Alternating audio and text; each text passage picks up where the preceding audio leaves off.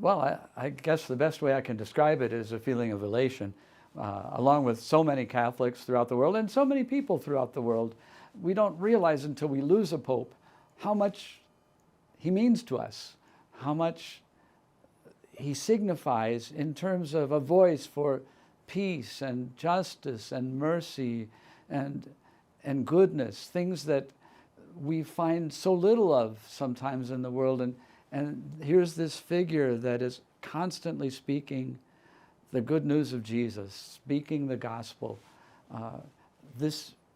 It means a lot to me, and I'm a bishop, but I think certainly to all people around the world, whether they're Catholic or not. So it's a feeling of joy, and I would frankly feel that no matter who was elected, because I trust that God is in the process, at work. He's promised Peter and the apostles that he would take care of his church and that he would make Peter and his successors, by inference, also faithful, keep him faithful to Jesus. So I trust that. But when I learned that this new pope also came from the Americas, born in Chicago, actually not too far from where I was born in southeast Wisconsin, when I learned that he's a missionary who served for many years in Peru, it occurs to me right now also there's another connection for me. I was actually baptized by a member of his order, by an Augustinian. So I see all these connections. Besides that, last year I received a call from a person in Rome, and he said he was the prefect of the dicastery for bishops. That's the Vatican's organization that's in charge of selecting bishops. They do the vetting of candidates, and they present a list to the Pope with biographies and so on. Obviously, it's a very important work. I didn't know why this person would be calling me. It turned out that he was asking me to come in September of last year to speak to the new bishops gathered from around the world on the question of migration and a bishop's ministry to immigrants.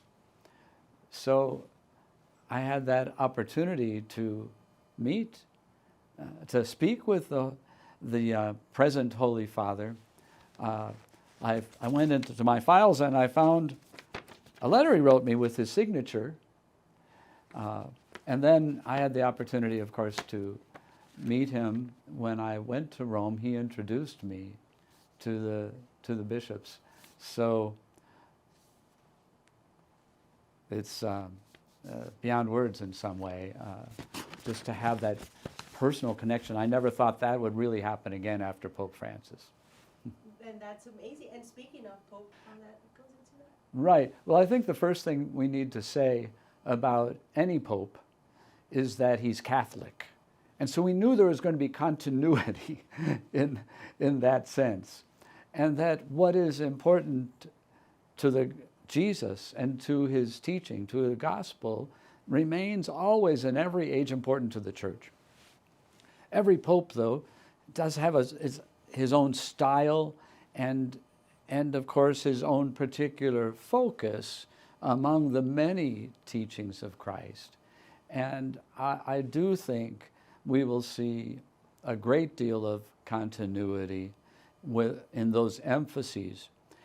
He will have a different personality. Don't expect him just to be a clone of Pope Francis, right? But he is a missionary. He gave his life to the peripheries, as Pope Francis used to always call it. That outreach is in his DNA in a certain sense.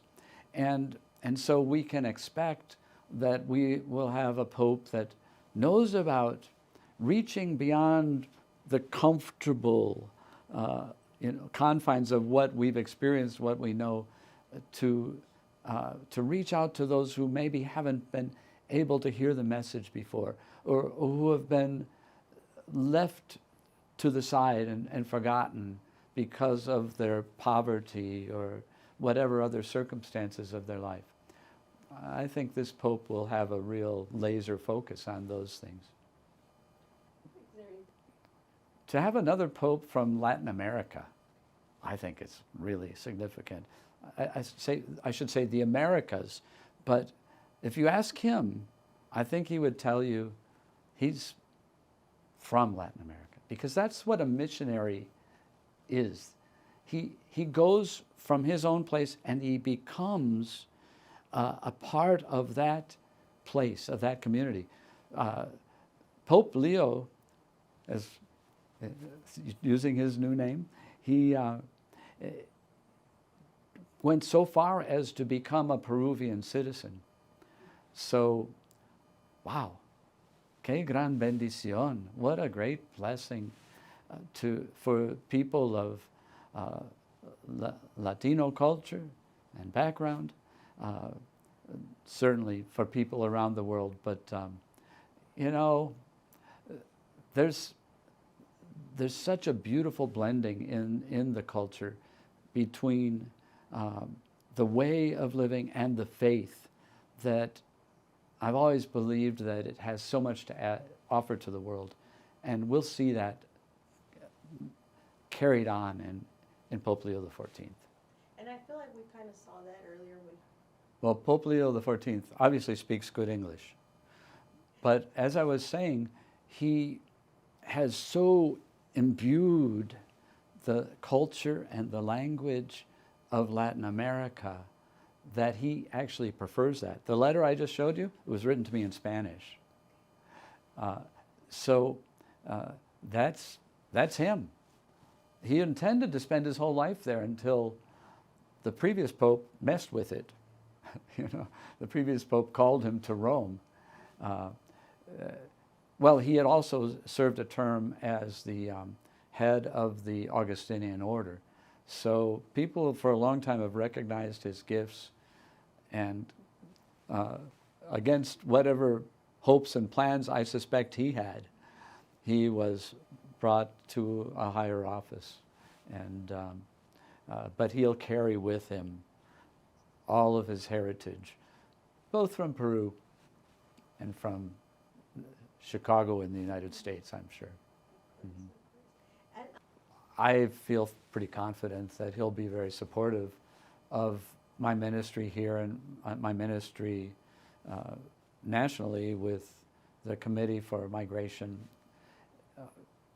I know that he'll be supportive of that. The personal connection, in a sense, has already been made, and I know that he will be supportive of this continuing work, and I'll certainly try to be supportive of him.